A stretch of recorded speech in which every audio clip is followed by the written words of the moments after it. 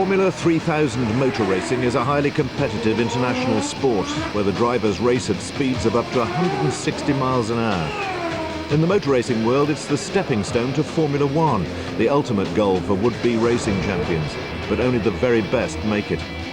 In 1988, all eyes were on Britain's Johnny Herbert, Formula 3000's most promising driver. Well, he was the hot property of that year, obviously, and he was going to go places. And you knew that you only had to give him half a chance with the equipment and the car, and he was going to bring the results for you. A lot of people were sort of behind me, and I was getting to that point. I was getting very close to what I felt was being invincible. I was just so confident. I had great plans for him, and I could see that they were going to be severely affected. We were not at all sure whether we could save the left foot. You have this very sickening feeling this could be the end of his career.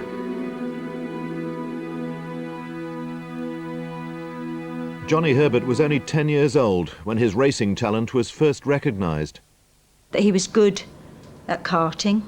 We used to race every week, near enough. And it was just the thing that we thought, right, we'll get him into this because he enjoys it so much. Johnny Herbert into clearways for the last time, sawing away at the wheel, clipping that apex once more. By the time Johnny was just 24, he had many racing victories to his name. Champion of Formula Ford, Formula 3, and winner of his first Formula 3000 race at the start of the 1988 season.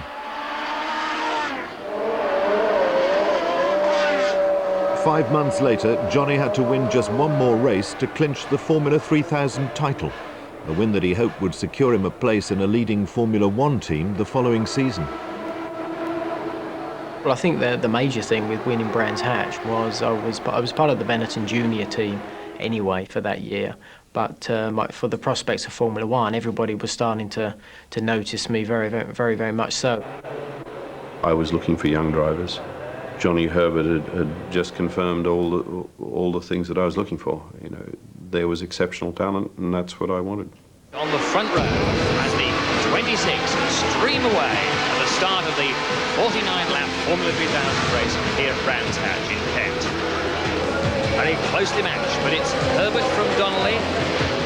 Johnny did a fantastic start, led away. The only driver that was anywhere near close to him at that point was his teammates. Herbert on his own now. It was just going so well. The race was just so easy for me. I was just so relaxed. It was about 12 seconds, I think, the lead I had, and the speed I was doing without really particularly trying was just much quicker than anybody else. So it was just mine. And for me, the championship was on its way to England. There's Marino. Championship leader with 3 wins this season. And Marino squeezed out. Marino goes off at paddock bend. That's a mighty impact. Let's see it again. 1 corner, 2 corners. Ripped off the car. Marino lucky to survive that one. Scrambling clear. Once the debris had been cleared, Johnny was back on the grid, trying to prepare himself mentally to regain his previous advantage. I suppose I was a bit sort of upset about it because my race had gone so well in that first part that my confidence was so high that I didn't really think there would be any other problems anyway, and I'd still win the second one. So the race is restarted. I got a lot of wheel spin and didn't actually get as good a start as I did on the first one. But again, I wasn't really particularly concerned about it because I knew I'd be 3rd or 4th into the first corner. We went down towards Druids, so I thought, right now, normally everything starts to settle down and spread out. Up the hill towards the hairpin, it's Donnelly. Martini challenging though. Johnny was actually trying to get ahead. He actually got ahead of Foytek going up onto the Grand Prix circuit, and then the incident happened. We was doing about 160 odd miles an hour, and I could just see out the corner of my eye through the mirror that there was a car coming up the inside, but there was only room for half a car. We made contact, and then the arm curve just came up just so quick. I just remember a lot of sort of banging. I remember my head being thrown around and the car spinning around, and looking down, and all the steering wheel had disappeared, and that must have gone through my legs and out the front.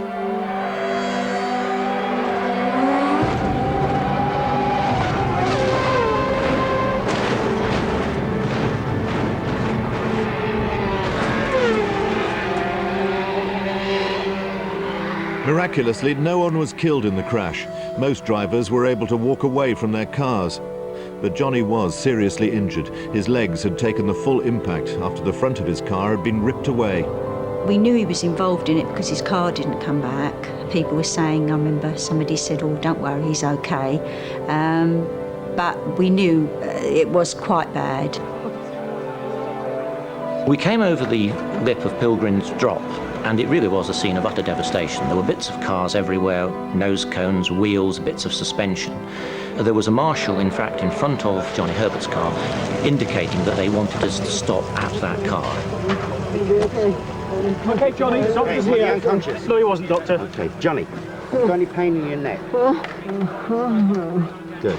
When he said that he had no pain in his neck, I assumed that he didn't have a broken neck, and I was therefore prepared to take his crash helmet off. Okay, can we get the face mask up? Yep. Can we have the oxygen? Okay, John, just going to give you some oxygen. That's with the breathing. Okay. And there's any pain here? It was quite obvious that he had very severe injuries to his ankles, which you could see quite easily by virtue of the fact that the feet were not pointing in the normal directions. The feeling I had was just a massive aching. It wasn't from the knee or the ankle. There was just a very, very, very big ache. It was just deep, and I just couldn't sort of do anything about it. I remember seeing a marshal actually look down, and I just saw him sort of cringe and sort of not be sick, but he was almost sick in front of me. So then I thought, well, things can't be too good. The way you sit is obviously your knees are bent. I couldn't see anything other than the top of my knees. So my first thought was, I've lost my legs from the knee down. You're fine, Johnny. Let's have the entomologist. In the, as it were, the bad old days of the 60s, the common teaching was load and go. You loaded the casualty as quickly as possible, and you went to the hospital as quickly as possible. And very often, patients died in ambulances. We have since realised that the way to treat a driver is to stabilise him in the car, resuscitate him in the car, get on top of the injuries in the car.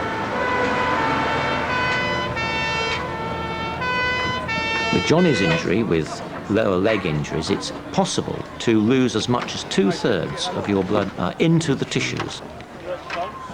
If the blood loss is great and the blood pressure plummets to very low levels, that is a life-threatening situation, and that's what we wanted to avoid at all costs. And therefore, it's essential that you give fluids to replace the blood that may not necessarily be outside the body, but which is not where it should be in the vascular system. Johnny's team manager, Trevor Foster, didn't see the accident. He was in the pit lane when it happened. You in charge? Yes. Did you see what happened? Yeah, he lost control and spun into the arm cut.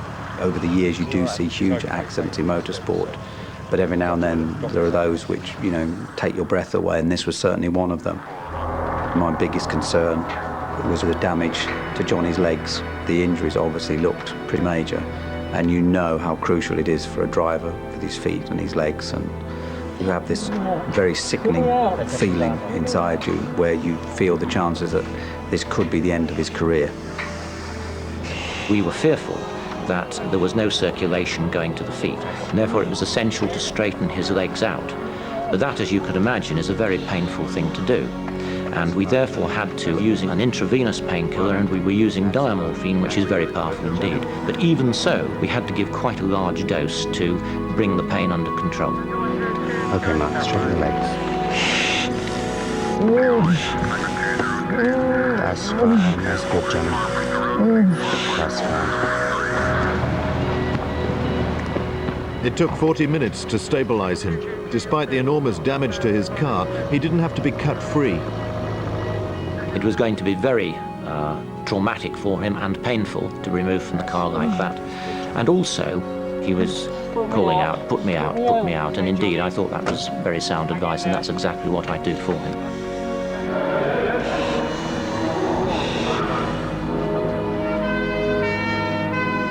Johnny was taken to Queen Mary's Hospital, Sidcup. There, doctors began to assess the full extent of his injuries. Okay, darling. All right, we're just going to cut your sock off now, pet. Okay. Right, 52 and 2.5. Well, frankly, I didn't think that he would drive a racing car again. And at that stage, we were not at all sure as to whether we could save the left foot. You can see that the toes of the left foot should be in alignment with the hind foot over here. This foot is completely dislocated, sideways and outwards. This bone here, the main bone, is broken through. That's a very serious fracture. The most important thing that was done was to clean the wound, remove all the debris. The dislocated joints were realigned, and both feet were then immobilized in a plaster cast. Okay. When I woke up for the first time in the hospital, that was when I realised that my legs were still attached. So everything was still together. So if it's still together, then I'll try as hard as I can to still do the dream that I've always wanted. You could tell that he was in a lot of pain, but all the time it was just he was so confident he was going to get back to driving again, and I mean that is all we wanted for him really, because that was his life. But Johnny needed to convince Formula One's Benetton manager Peter Collins that he was still able to drive and win. Well, I really went to see him to find out whether psychologically there'd been any damage to his attitude towards racing. We had a little chat, and then he made a comment. Do you remember anything about the accident? Well, I remember it wasn't my fault. I mean, I know it wasn't my fault. And what he was really saying, well, it was a racing accident. He didn't make a fundamental driving error, which resulted in the accident. So his confidence about what he could do in a racing car wasn't affected. And that was a very important issue. You know, I mean, I've got... Johnny had just 4 months to prove that he was still capable of driving and racing. The target for a test for Johnny was going to be December.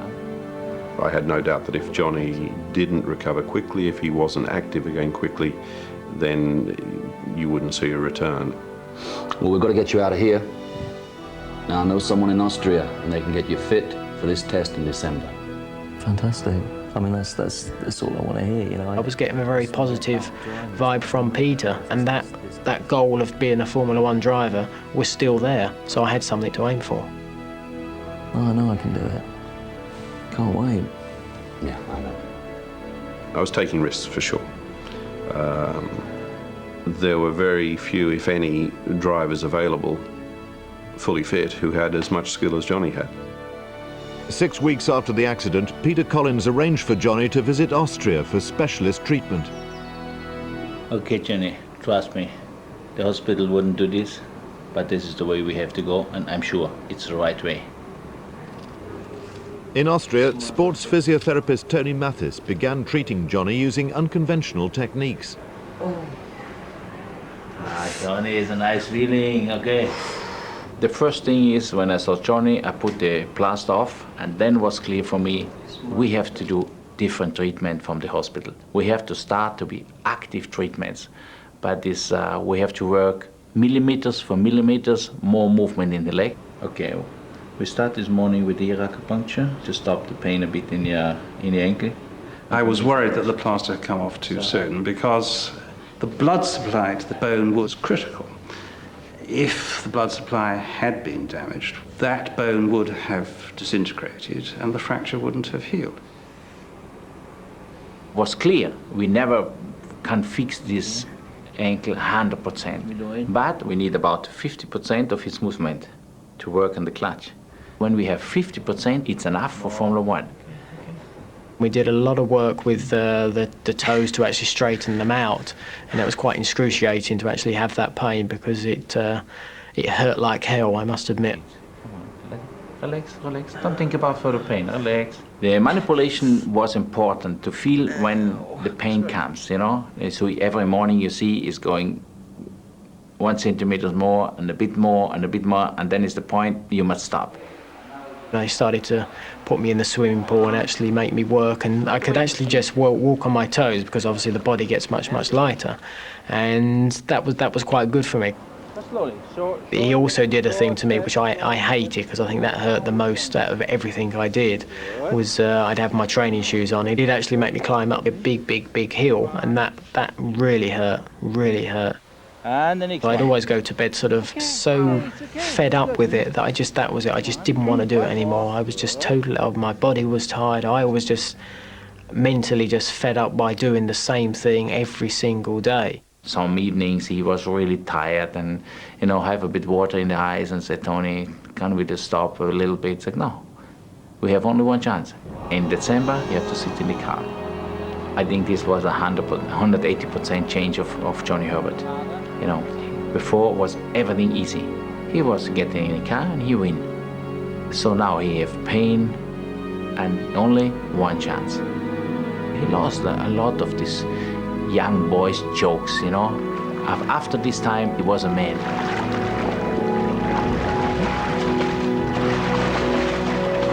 Hey, Johnny. Hey, good to hear from you. How's things?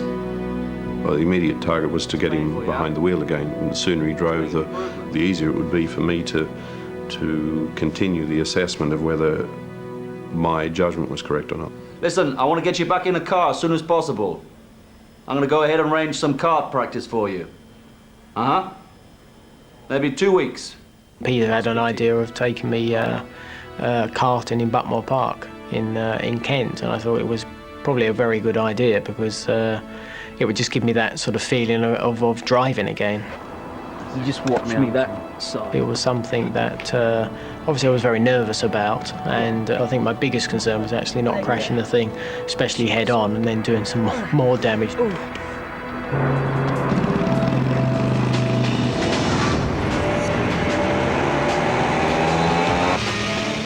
Because there's no suspension, it was actually very bouncy, and my left foot was actually still quite sensitive, but it was just that mental thing of getting over the first time to drive. It was a bit sort of, I think, calm and took my time to actually build up the speed, but within, I would say, 5 laps, all that fear had completely gone. I was very pleased that it had gone well and that it had confirmed we still had the skills to drive a racing vehicle quickly.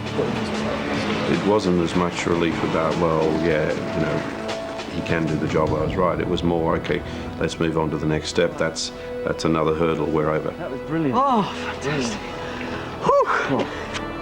I had a call and said, oh, well, you know, Johnny's back to his normal self. He spun 3 times in a straight line and continued, intentionally, on a wet track.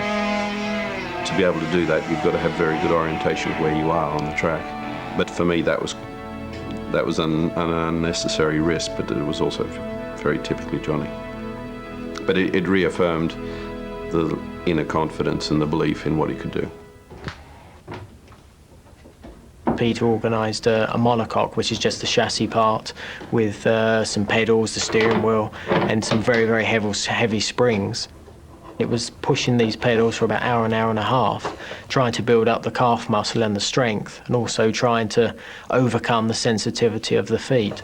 It was very, very painful once again, and it was whatever I did, everything was just pain all the time. But it was a very important thing to do, because when the test was coming up in December, at least I had an idea of roughly what I was going to be going through. I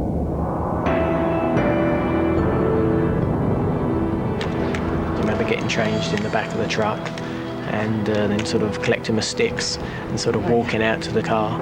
And, you know, all those feelings sort of slowly started to come back. Will I be able to do it? Will I not be able to do it? I was on my own. There we go.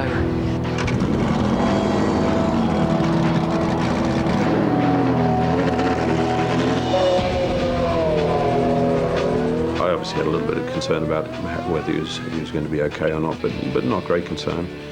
I said go off and just do a few laps until you're comfortable. When you feel like going fast, go fast. And he went around, did about 3 laps, very slowly. You have to do a lot better than that. It was mainly the left foot was hurting quite a bit, or aching quite a lot. And after a couple of laps and pushing the pedal, it just seemed to sort of numb it down and calm it down. On the second run, I felt absolutely at home with the thing. But I thought, well, I think I'll give a little bit of a wind up to Peter when I come back in. It feels like the car's driving me. It's just not happening. He had this really pained look in his eyes and said, oh, I can't do it. I could just see on his face that he was very, very, very nervous and worried about it. I said, but I'll give it another go. And I sort of went about 5 seconds quicker than what I'd gone before. What was that, Johnny? You worry too much, Pete. I was only winding you up. I remember he's looking, he was sort of really, you swine, you really had me on that one. Felt fine. Everything felt fine. It was fantastic. That mental thing of not having that fear anymore was just fantastic to overcome at a very, very crucial time in probably my career as far as going to the first race in Brazil. So it was a very, very special moment for everybody. Johnny Herbert had finally made it to Formula One. He got the phone call from Peter Collins to say that the contract had been signed. We went round then, we had champagne and celebrated. But as Johnny prepared for his very first race in Brazil, many people were questioning Peter Collins' decision. We went to Rio with a tremendous number of critics and skeptics. In Benetton, in the press, in Formula One. The team was under a lot of pressure because they'd sort of taken a driver on who was disabled, almost, and they basically needed a performance from me. I was obviously very nervous, got a great start, and then the race just panned out for me.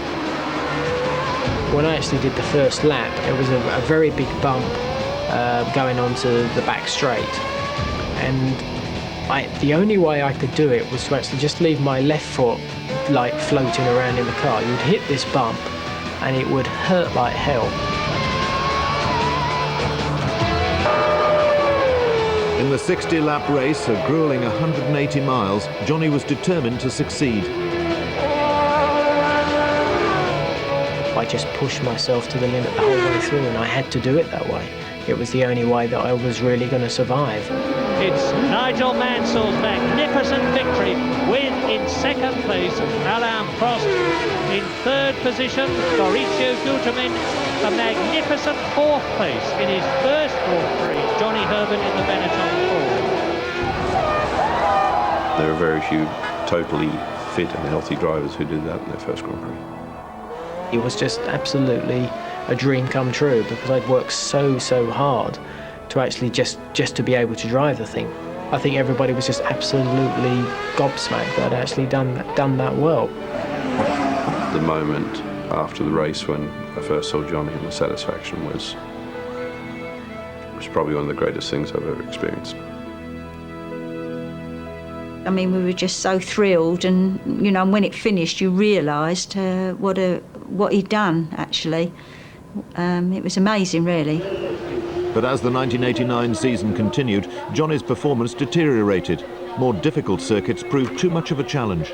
I think Rio was a circuit where you really don't use the brakes a great deal, and we immediately went on to other circuits, Imola, Monaco, where largely because of his lack of leg strength, that really just limited him what he could achieve. The knives were out with Benetton and with certain individuals at Benetton, and it was only a matter of time before he was, as they put it, rested, which is another word for being removed. It was very upsetting because, you know, I think I had a cry, obviously, when it first came. But then I think it then started to sink in that it was really the best thing for me because I wasn't doing myself any justice in the driving itself at that point. Johnny now had no choice. Dropped from the team, he began an intense period of physiotherapy with Christina Wincup. Psychologically, he was very low, and you know, there were times when he had to be pushed to do more, to go through the pain barrier, to you know, achieve. 1, 2, higher, 3, 4. Over the next 5 years, Johnny persevered with his fitness, driving cars both here and in Japan. In 1995, he rejoined the Benetton Formula One team without much success until the British Grand Prix at Silverstone. The race went well. I got into third position, and Damon and Michael having their battle at the front. Oh, what's happened? Damon's lost it, has he? They're both off. It's Schumacher. They're both off. They're both out. But the result is, of course, that Johnny Herbert is leading the British Grand Prix. It probably took me about a lap or two before I'd actually realised that I was actually in the lead of the British Grand Prix, because they just disappeared. I just hadn't put two and two together. I can always remember the feelings in the last couple of laps, just thinking about everything that had gone on before. The accident where I had worked so hard of getting into Formula One, then having the disappointment at the end of the Benetton in '89, then to get back in, and I was always fighting all the time to get back. And Johnny Herbert is on his last lap. He's been the British kart champion. He's won the Formula Ford Festival. He was the British Formula 3 champion in Eddie Jordan's team. He suffered all sorts of adversities, including those two dreadfully shattered legs. But the glorious winner of the British Grand Prix, Johnny Herbert. And he knows it. He waves his hand. Well done, Johnny Herbert. All the flags were waving, and it was just a fantastic, fantastic moment, and it was something that I just will never, ever forget. I ran the whole straight of Silverstone, not realising how long that is. And I said to the chap, I've got to get over there, I'm Johnny's mum, I've got to get over to see him. And by the time I'd got over the bridge and into the pits, because they get them out of the car so quickly, it finished, the podium had gone, so I missed it all. But it was just such a lovely feeling running, and I had other people running with me, and I could see all these people running the other way with the Johnny Herbert T-shirts on, want to come and congratulate us. But no, it was marvellous, marvellous for him. So excited. I think it's an amazing achievement to have done what he's done. And to me, it's a statement of what could have been without the accident, without losing the momentum of his career.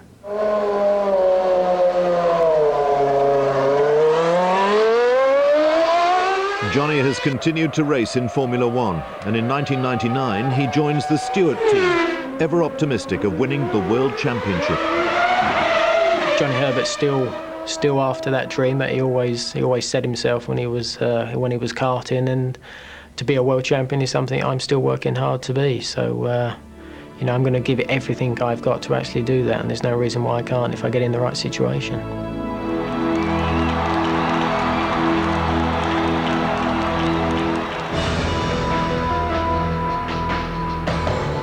More Real Stories next Friday at 8:30. But next tonight on BBC One, the fashion fads of the past 10 years. Selena Scott presents The Clothes Show, Undressed.